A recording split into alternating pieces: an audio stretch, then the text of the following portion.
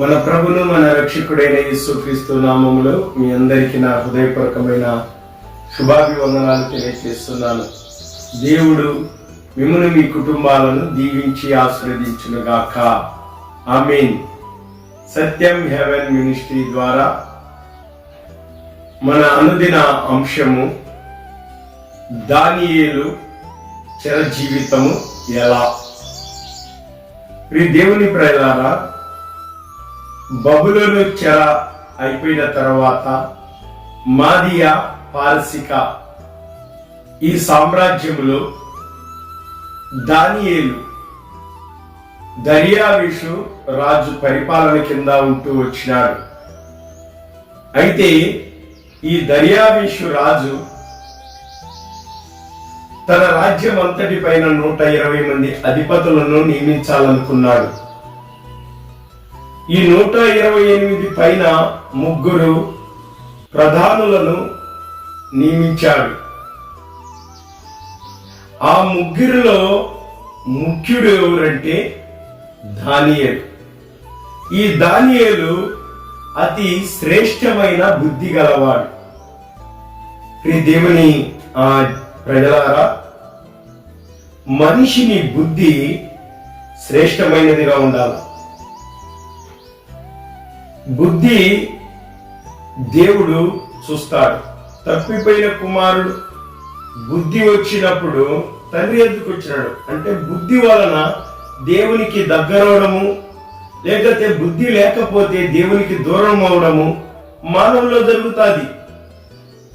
దేవుడు లేడని బుద్ధిహీనులు తమ హృదయములు అనుకునుదురు, వారు చెడు కార్యములు చేస్తారు.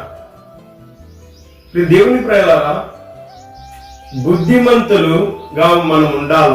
ఈ బుద్ధిమంతులు ఏం చేస్తారంటే అనేకులను దేవుని మార్గమును, నీతి మార్గాన్ని చూపిస్తారు, దేవుని వైపు నడిపిస్తారు. బుద్ధిమంతుని పోలి ఉండాల. అందుకే 10 మంది కన్యకల్లో బుద్ధి కలిగిన కన్యకలు 5 మంది, బుద్ధి లేని కన్యకలు 5 మంది. బుద్ధి కలిగిన కన్యకలు 5 మంది సిద్ధం చేసుకున్నారు తమ సిద్ధలను, దివిటీలను. కాబట్టి వారు నిత్య జీవాన్ని పొందుతూ వచ్చినారు. దానియేలు అతి శ్రేష్టమైన బుద్ధి కలిగిన వారు. దేవుని ప్రజలారా, ఈ దానియేలును ముఖ్యుడిగా పెట్టాడు. ఇంకా రాజ్యం అంతటిపై కూడా ముఖ్యుడిగా పెట్టడానికి రాజు సిద్ధమైనాడు. అయితే ఆ ప్రధానులకు దానియేలు ముఖ్యుడిగా ఉండటం ఇష్టం లేదు. చూడండి, దానియేలు గ్రంథము 6వ అధ్యాయం 3వ వచనం. ఈ దానియేలు అతి శ్రేష్టమైన బుద్ధి గలవాడి ప్రధానులలో అధిపతులలోను ప్రఖ్యాతి నుండి ఉండేను గనుక రాజ్యం అంతటి మీద అతని నియమింపవలనని రాజు ఉద్దేశించెను. అందుకు ఆ ప్రధానులను అధిపతులను రాజ్య పరిపాలన విషయంలో దానియేలు మీద ఏదైనా ఒక నింద మోపవలనని ఉండి తగిన హేతువును కనిపెట్టుచుండిరి గాని దానియేలు నమ్మకస్తుడై ఏ నేరమైనను ఏ తప్పైనను చెయ్యువాడు కాడు గనుక దానియేలులో తప్పైనను లోపమైనను కనుగొనలేకపోయిరి. దేవుని ప్రజలారా, ఈయన చాలా ప్రాముఖ్యుడిగా ఉన్నాడు రాజుకు ఈ దానియేలు. కాబట్టి ఈ దానియేలు మీద ఏదైనా ఒక తప్పు, ఒక నేరం మోపి రాజు దగ్గర నుంచి ఈ యొక్క దానియేలును పడగొట్టాలని, ఆ అధికారం నుంచి పడగొట్టాలని, దూరం చేయాలని వీరు ఒక కపటమైన ఉపాయాన్ని పన్ని ఆలోచన చేసి రాజు దగ్గరికి వెళ్ళారు. ఈ ప్రధానులు, అధికారులు వీరంతా రాజు దగ్గరికి వెళ్ళి రాజుతో మనం చేస్తున్నారు. రాజు చిరంజీవమును గాక. రాజు సంతోషించాడు. రాజా, మా అందరిది ఒక కోరిక. ఏంటంటే ఆ కోరిక, ఈ రాజ్యంలో ఒక నెల మాసము నీకు తప్ప ఏ దేవునికి మనవి చేయకూడదు, ప్రార్థన చేయకూడదు. ఇదే మా కోరిక రాజా. కాబట్టి ఎవరైనా వాళ్ళ దేవులకు ప్రార్థన చేస్తే, మొరపెట్టితే నీకు కాకుండా వారిని సింహాల బోనులో వేయాలి అని రాజుతో మనవి చేస్తే రాజు సంతోషించినాడు. రాజు ఎంతో సంతోషించినాడు. ఇంత మంచిగా కోరుకుంటున్నారు నన్ను రాజ్యంలోని. రాజు సంతోషించినాడు దర్యావేషు. కాబట్టి అలాగనే చేయమని ఆ తాకీదులో రాసి సంతకం పెట్టారు. దేవుని ప్రజలారా, ఈ దానియేలు ఎలాంటి మనసు కలిగిన వాడంటే, ఎలాంటి బుద్ధి కలిగిన వాడంటే, దేవునికి ముమ్మారు ప్రార్థన చేసేవాడు. ముమ్మారు ప్రార్థన జీవితము ఈ యొక్క దానియేలులో ఉంది. దేవుని ప్రజలారా, భక్తులు ప్రార్థన జీవితాన్ని కలిగి ఉంటారు.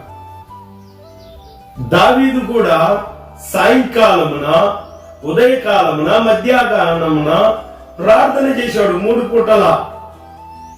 దేవుని ప్రజలారా, ప్రార్థన జీవితాన్ని కలిగి ఉండాలా. భక్త సింగ్ బ్రదర్ సమయం ఉంటే ప్రార్థన జీవితాన్ని గడిపేవాడు. గొప్ప భక్తులు. దేవుని ప్రజలారా, ఈ దానియేలు కూడా ప్రార్థన జీవితాన్ని కలిగి ఉన్నాడు.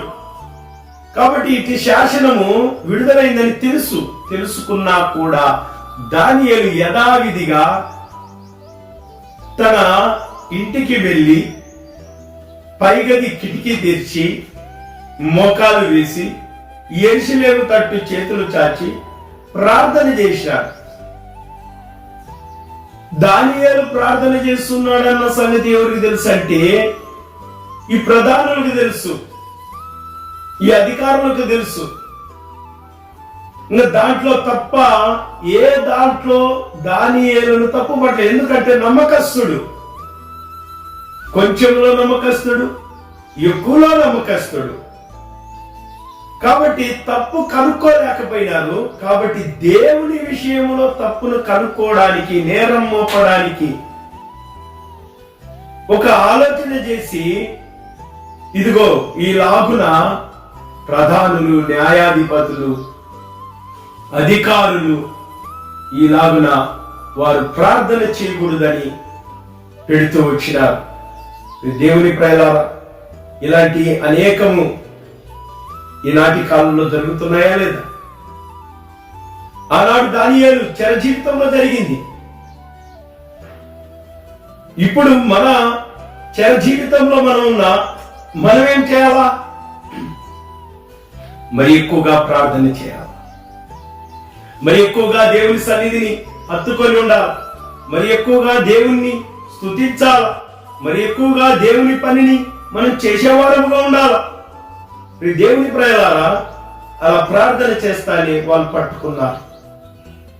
రాజుతో పోయి మనం చేశారు, రాజా మీరు ఒక శాసనాన్ని, ఒక చట్టాన్ని విడుదల చేశారు. 1 నెల మాసము ఏ దేవునికి ప్రార్థన చేయకూడదు, మనవి చేయకూడదు, నీకే మనవి చేయాలని చెప్పిన ఆజ్ఞ నిజమేనా అంటే ఎస్ నిజమే.